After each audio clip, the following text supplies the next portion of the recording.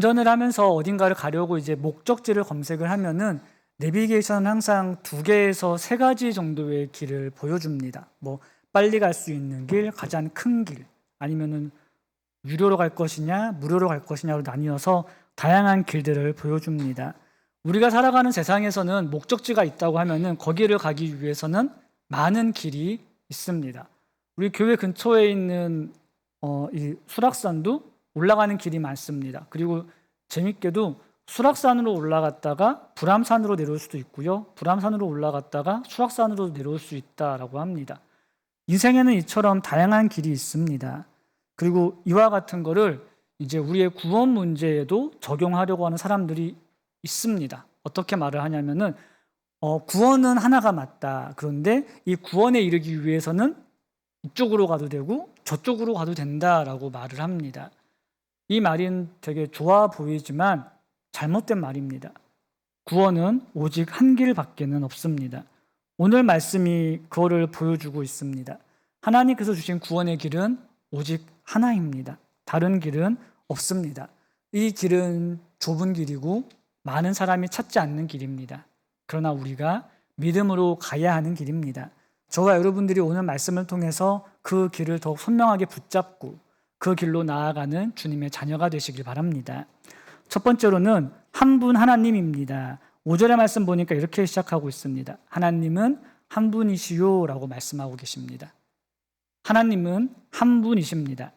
이것은 우리에게 당연한 것입니다.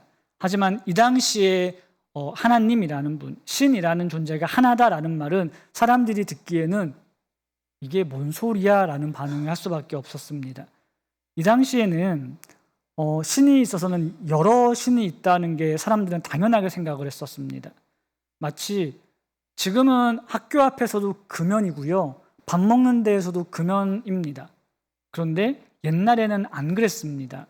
제가 기억하는 것만 해도 80년대, 90년대 초반만 해도 담배 피는 문화가 우리나라에는 너무나 당연했습니다.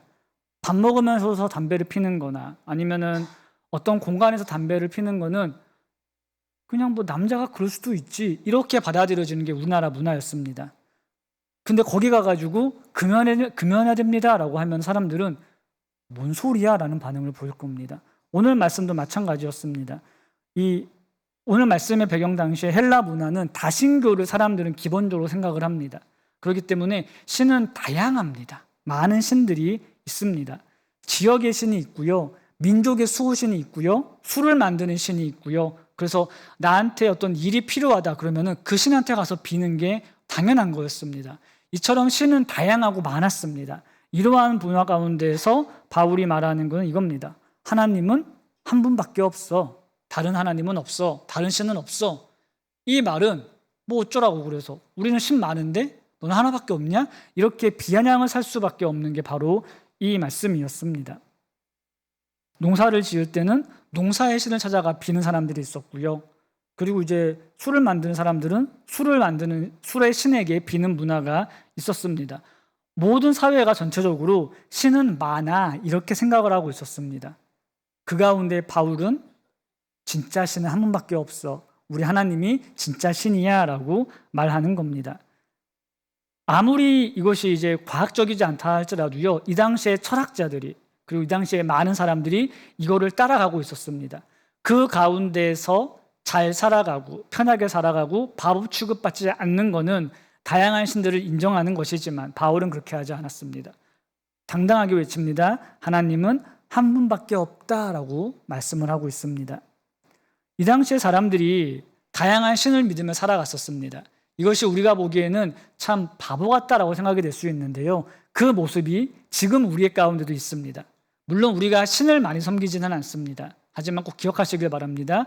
하나님처럼 생각하는 그 어떤 것들도 다 우리는 그렇게 신처럼 섬기고 있는 것입니다. 교회를 다니면서 예수님을 믿는다 말은 합니다. 그러나 정작 돈과 건강과 나의 가치 혹은 나의 생각들이 하나님처럼 중요해라고 생각하신다면은 나는 인정하지 않겠지만 나는 그거를 하나님으로 섬기고 있는 거고 이 당시에 다신교를 살았던 사람들과 다를 바가 없는 것입니다. 이 당시에 사람들이 다양한 것들을 믿으며 살아갔었습니다. 그것이 힘이 되는 것이었고 당연한 것이었습니다. 지금의 사회도 크게 다르진 않습니다. 지금의 사회 가운데서 인맥이라는 것이 주는 힘이 있습니다. 그리고 돈이 주는 힘이 있고요. 성공이라는 것이 주는 힘이 있습니다. 그렇기 때문에 사람들은 이것들을 신처럼 여깁니다. 돈을 신처럼 여기고 인맥을 굉장히 중요하게 여깁니다. 성공하는 것을 중요하게 여깁니다. 그리고 이러한 것들을 가지려고 합니다. 때로는 이것들이 신처럼 여겨지기도 합니다. 그것을 위해서 정성을 다해서 빌기도 합니다. 제가 지금 말씀드린 것들은 엄밀하게 말하면 나쁜 것들은 아닙니다. 사람이 살아가는 데 있어서 인맥이라는 거, 성공하는 거, 그리고 재산을 가지는 거, 이게 현재 우리나라에서는 나쁜 것들은 아닙니다. 가지면은 편하고 편한 게 있으면 좋은 건 맞습니다. 하지만 이것들이 내 삶 가운데 꼭 있어야 된다라는 것은 다르게 생각하셔야 되는 문제입니다. 우리의 자녀가 성공하기를 원하십니까? 성공하지 않기를 원하십니까? 대부분의 사람들은 내 자녀가 성공하기를 원합니다. 특히 우리나라 사람들은 그게 조금 더 심합니다. 나쁜 쪽이 아니고 좋은 쪽으로 그렇습니다. 우리나라에서는 부모가 돈을 벌어가지고요, 이제 이것저것 쓸 때가 있을 텐데 그날만큼은 좀 힘들어요. 그렇다고 해서 아이들의 교육비를 손대는 집은 거의 없습니다. 차라리 부모가 포기할 건 포기하지 애 학원과 애 공부는 꼭 보냅니다. 그래서 옛날에 아주 옛날입니다. 대학에 별명이 있었습니다. 우골탑이라고 지어 불렀다라고 들었습니다. 소를 팔아서 지은 가는 학교라고. 소라는 것은 농사에서 꼭 필요한 겁니다. 그럼에도 불구하고 부모들은 내 자녀가 대학을 가기 위해서 필요하다라고 하면은 얼마든지 간에 그거 팔고 자기가 몸으로 뛰었습니다. 그만큼 자녀의 교육을 위해서 욕심을 냈습니다. 이게 잘못된 것은 아닙니다. 그런데 그러한 마음이 하나님을 향한 마음이 되지 않고 그쪽으로 빠진다면 그거는 잘못이다라는 겁니다. 우리는 지금 무엇을 더 중요하게 여기고 살아가고 있는지 한번 더 생각해 보셨으면 좋겠습니다. 우리의 자녀가 중요한 것도 맞고 나의 재산이 중요한 것도 맞고 나의 건강이 중요한 것도 맞습니다. 우리는 지금 이러한 것들을 무엇을 위해서 쓰고 있고 무엇이 가장 중요한 자리에 있는지 나의 삶을 한번 돌이켜 보였으면 좋겠습니다. 내가 깊게 잠이 들어가지고 새벽에까지 깊게 잠이 들었는데 공부하던 내 자녀가 들어와서 이렇게 말하는 거예요. 엄마 나 배고파요. 그러면은 자다가 깨서 뭐라고 말해줄까요? 알아서 해라 라고 할까요? 아니면 배고파 그래서 일어나서 뭐 끓여줄까요? 비슷한 걸 말해 보겠습니다. 똑같이 깊게 잠을 들었어요. 근데 남편이 밤늦게 들어와가지고 하는 말이 이거예요. 뭐라고 말씀하시겠습니까? 끓여주시겠습니까? 무시하시겠습니까? 네. 그러면 뭐가 더 중요한 겁니까? 비슷한 걸 또만 말하겠습니다. 여러분이 잠을 주무시다가 새벽 4시 50분에 깨게 됐어요. 그 시간은 준비하고 새벽 예배 나오기에 좋은 시간입니다. 일어났으니까는 새벽 예배 나와야 될까요? 자야 될까요? 네. 그런데 대부분의 사람들은요, 일어나서 시간 보고 아직 이르네, 자야지가 됩니다. 이게 우리가 사람이기 때문에 당연합니다. 내 몸을 생각하는 게 당연한 겁니다. 사람이기 때문에 졸립고 어색한 건 싫어합니다. 그렇기 때문에 이게 당연한 겁니다. 그런데 이게 옳은 건 아닙니다. 당연한 것과 옳은 것은 다릅니다. 우리는 옳은 것을 따라가야 되는데 죄인인 우리가 당연하게 여기는 것은 이와 같은 것들입니다. 우리가 살아가면서 나는 편한 게 좋습니다. 그렇기 때문에 당연한 걸 따라갑니다. 하지만 우리가 하나님이 한 분이셔라고 생각한다면 우리의 기준은 달라져야 됩니다. 우리의 자녀가 귀한 건 맞습니다. 우리의 건강이 중요한 것도 맞습니다. 우리의 재물이 중요한 것도 맞습니다. 그런데 이 모든 것들은 다 하나님을 위해 쓰여져야 되는 것들입니다. 그렇지 않고 이것들이 역전되어지면은 그때부터는 우리가 하나님을 무시하는 것과 같아지는 것입니다. 하나님이 유일하다라는 거, 이것은요, 다른 것은 의지하지 않겠습니다라는 믿음의 고백인 겁니다. 하나님이 한 분이셔라는 것은 나는 한 길만 갈게요 라는 걸 말하는 겁니다. 그런데 우리는 살아가면서 한 길이 아닌 다른 길을 갈 때가 너무나 많습니다. 하나님께서 알려주신 유일한 길은 이거밖에 없습니다. 믿음으로 살아가는 것입니다. 우리가 자녀들에게 교육해야 되는 것도 사실은 이것입니다. 자녀가 학교 공부 잘해야 되는 것은 맞습니다.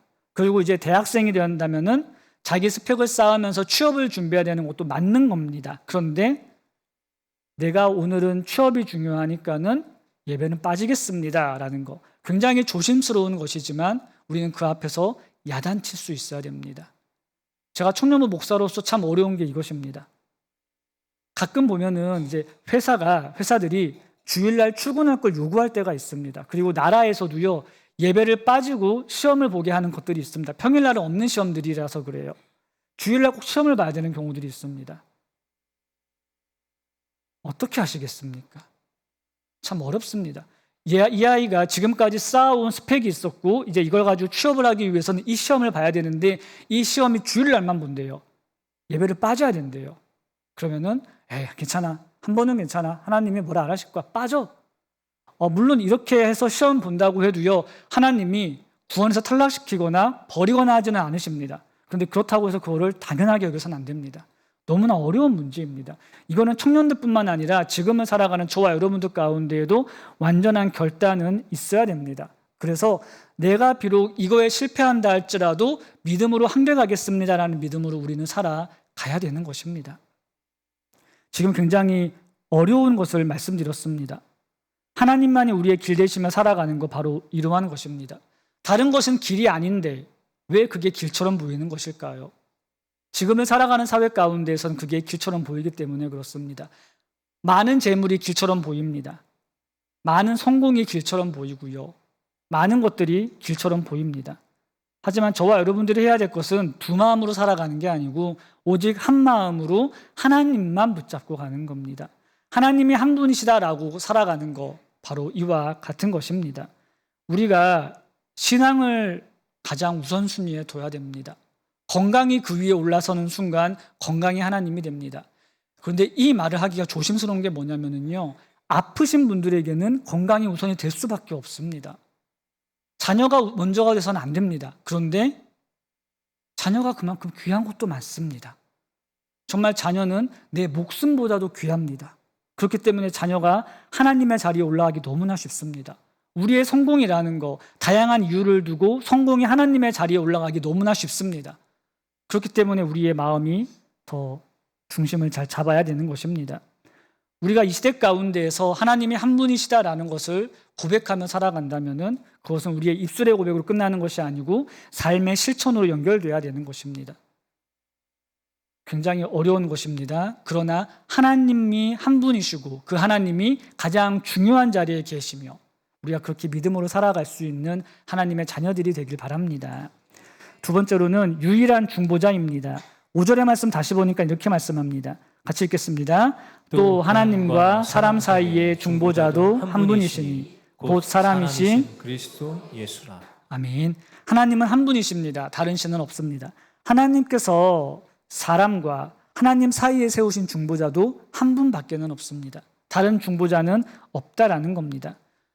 하나님은 거룩하시고 우리는 죄인입니다. 거룩과 죄는 같이 갈 수가 없습니다.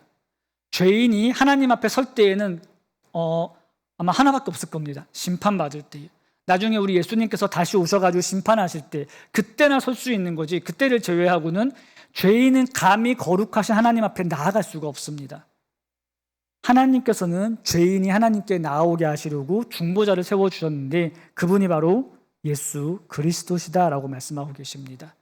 예수님께서 오신 이유가 바로 여기에 있습니다. 우리를 심판하기 위함이 아니고 구원하기 위함입니다. 구원하시기 위해서 이 땅에 오셨습니다. 끊어졌던 다리를 회복시키시고 하나님과의 관계를 회복시켜 주신 것입니다. 그래서 우리가 눈으로 보는 하나님께 나아가는 건 아닙니다. 왜냐하면 하나님은 영이시기 때문에 눈으로 볼 수는 없습니다. 마음으로, 믿음으로 하나님 앞에 나아갈 수 있도록 길을 열어주신 겁니다. 이렇게 중보자로 오신 예수님은 오늘 말씀에서 굳이 말하는 게 사람이시다라는 겁니다. 사람이신 예수 그리스도시다라고 말을 하고 있습니다. 제가 전에 수요예배 때 한번 말씀 누가복음 나누면서 나눴던 것 중에 이런 것들이 있었습니다. 이 당시에는 가연설이라는 것이 있었습니다. 그것은 예수님께서 완전한 사람이 아니다라는 것을 말하는 겁니다. 왜 그러냐면은 이 사람들의 믿음이 없어서 그런 게 아니고요. 가연설이라는 게 만들어지게 된 배경이 이렇습니다. 이 당시는 제가 말씀드렸던 것처럼 다양한 종교들이 있었고 그 중에 하나가 이거였습니다. 영은 거룩하고 육은 더럽다라는 겁니다. 인정하십니까 혹시?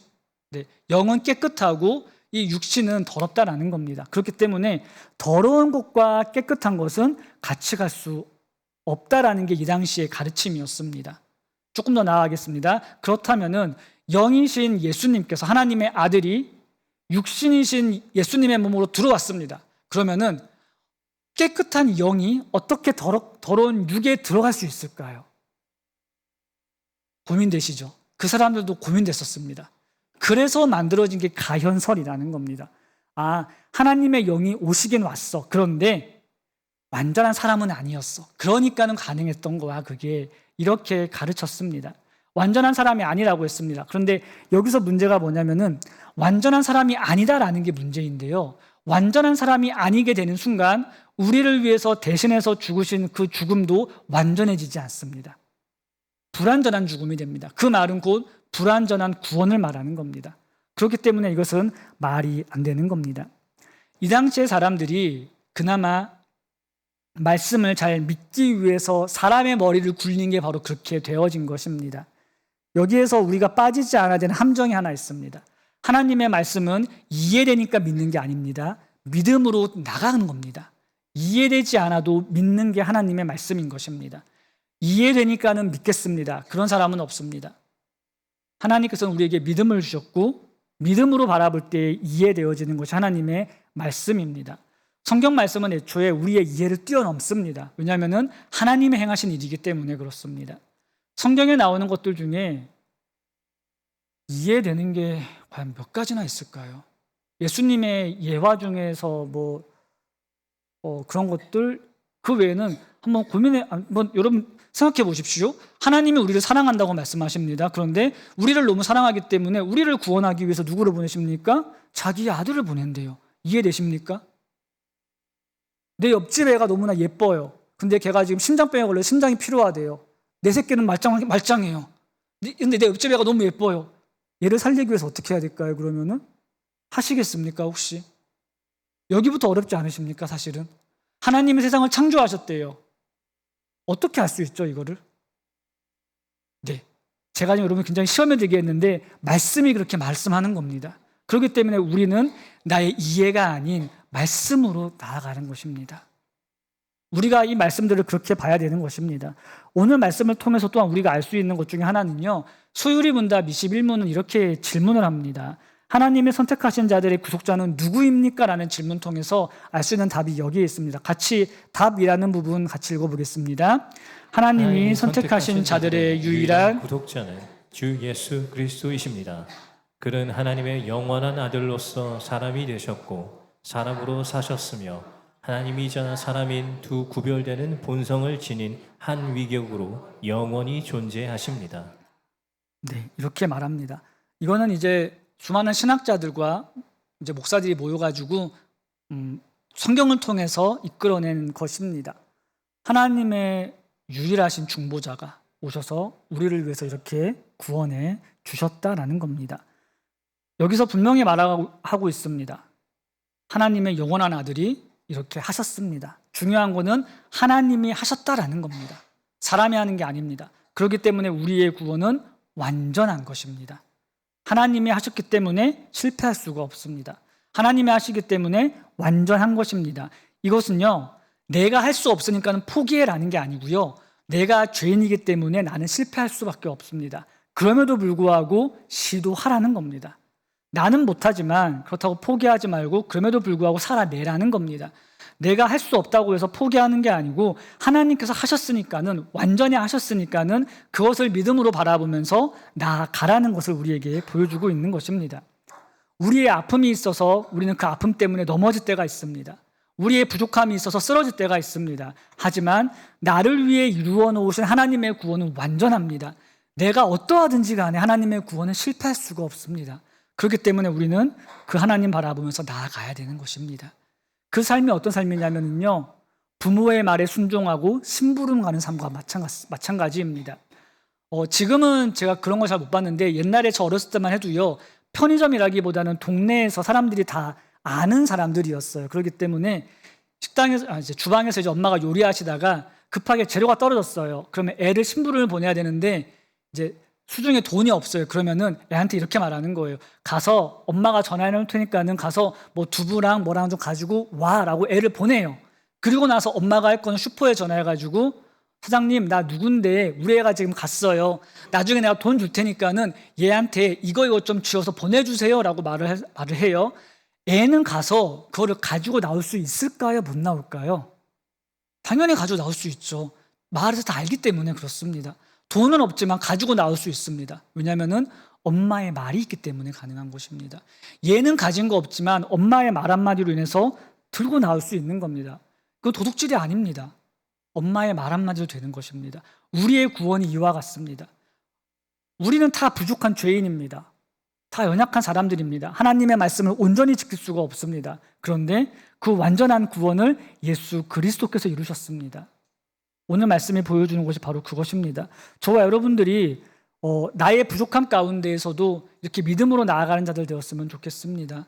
하나님께서 완전히 이루셨다는 거 분명하게 믿으심으로 십자가 붙잡고 살아가는 저와 여러분 되길 바랍니다. 마지막으로는 그리스도의 사명입니다. 6절의 말씀 보니까 이렇게 말씀합니다. 그가 모든 사람을 위하여 자기를 대속물로 주셨으니 기약이 이르러 주신 증거니라 라고 말씀합니다. 우리를 위해서 증거가 예수 그리스도로 오신 것입니다. 구약의 제도는 정확하게 말하면 구약의 제도는 괜찮았습니다. 그런데 사람이 죄인이어서 내 죄로 인해서 짐승을 잡습니다. 그 다음에 나는 죄를 지을까요? 안 지을까요? 죄를 짓게 됩니다. 그렇기 때문에 제사가 반복되어야 되는 제사였습니다. 불완전했습니다. 그래서 예수님을 이 땅에 보내심으로 우리로 하여금 완전하게 하신 겁니다. 완전하게 하신 겁니다. 우리는 부족한 사람들입니다. 애나 어른이나 마찬가지입니다. 배운 사람이나 배우지 못한 사람이나 마찬가지입니다. 다 부족한 죄인들입니다. 그렇기 때문에 하나님 앞에서 넘어질 수밖에 없습니다. 우리가 살아가야 되는 자세는요, 자세를 말씀드리는 겁니다. 사실은 욥과 같이 살아가는 게 저는 좋다라고 생각을 합니다. 쉬운 성경 욥기 1장 5절을 보면 이렇게 말씀합니다. 같이 읽어보겠습니다. 이렇게 잔치가 끝날 때마다 욥은 자녀들을 불러 몸과 마음을 깨끗하게 하고 아침 일찍 일어나 자녀 수대로 태워드리는 제사인 번제를 함께 드렸습니다. 이는 혹시 내 자녀들이 마음으로 죄를 짓거나 하나님을 저주했을지 모른다고 생각했기 때문입니다. 이와 같이 욥은 항상 신앙적으로 행동하였습니다. 아멘. 욥이 한 것 중 하나는 이겁니다. 혹시나 내 자녀들이 죄 지었을까 봐라는 겁니다. 우리가 이 마음과 자세로 살아가야 됩니다. 하나님의 구원은 완전합니다. 하지만 그 구원을 바라보는 우리의 삶은요, 혹시 내가 실수하지 않았을까라는 마음과 자세로 정말 조심스럽게 살아가야 됩니다. 하나님께서 이렇게 우리 가운데 구원을 주셨습니다. 모든 사람을 위하여 대속물로 주셨습니다. 우리도 포함되는 것입니다. 저와 여러분들이 하나님의 십자가는 그 무엇보다도 선명하고 분명하게 붙잡고 살아갈 수 있는 주님의 자녀들 되시기를 바랍니다. 건물에 들어갈 때에 어떤 건물은 자동문이 있습니다. 자동문 들어갈 때 어떻게 가십니까? 만지면서 가십니까? 아니면 그냥 열릴 것을 믿음으로 나아가십니까? 그렇죠. 우리가 하나님을 믿습니다. 말씀을 어떤 마음으로 살아가야 될까요? 보이진 않지만 믿음으로 나아가야 됩니다. 열려 주실 것입니다. 말씀을 정리하겠습니다. 세상은 우리 가운데에 여러 가지 길을 내보여주고 있습니다. 성공이라는 길을 말을 해주고요. 건강이라는 길을 보여주고 있고요. 재미라는 길을 보여주고 있습니다. 우리가 가야 되는 길은 그 수많은 길이 아니고 오직 한 길입니다. 좁은 길이라 할지라도 그 길로 나아가야 됩니다. 믿음으로 그 길을 가야 합니다. 한 분이신 하나님께서 한 분이신 중보자를 통하여서 우리를 향한 구원을 완전하게 이루어 놓으셨습니다. 저와 여러분들이 살아갈 때에 그 가장 귀한 하나님을 가장 귀한 자리에 모시고 살아갈 수 있기를 바랍니다. 오직 예수 그리스도 한 분밖에는 없습니다. 다른 게 없다는 것은 내가 그것만 붙잡겠습니다라는 것입니다. 다른 게 있어 보인다 할지라도 그거 안 붙잡고, 내가 위태롭다 할지라도, 내가 쓰러진다 할지라도, 넘어진다 할지라도, 다시 말하겠습니다. 내가 아프고 내 마음이 괴롭고 내가 속상하고 내가 화난다 할지라도 오직 십자가만 붙잡고 예수님만 붙잡고 살아가겠습니다로 우리는 살아가야 됩니다. 그 증거를 붙잡고 살아감으로 우리가 나의 부족함이 아닌 하나님께서 이루어 놓으신 그 십자가의 길을 믿음으로 담대히 살아가는 저와 여러분 되시기를 주님의 이름으로 축원합니다.